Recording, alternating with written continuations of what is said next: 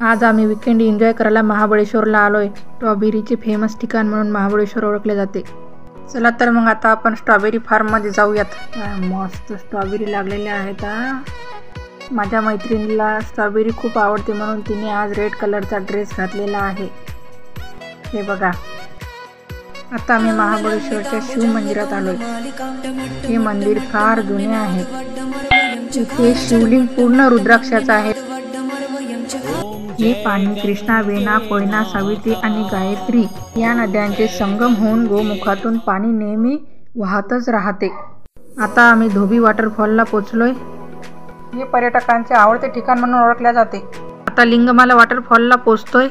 हे बघा किती छान आहे लिंगमाला वॉटरफॉल।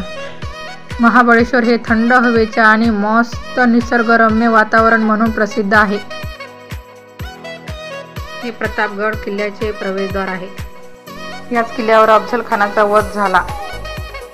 आता जाऊयात ऑथर सीट पॉइंटला।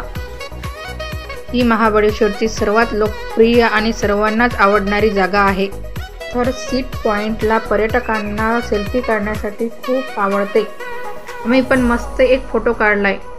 फेना लेक बोटिंग, बोटमध्ये बसून आम्ही मस्त निसर्गरम्य आणि थंड वातावरणाचा एन्जॉय केला।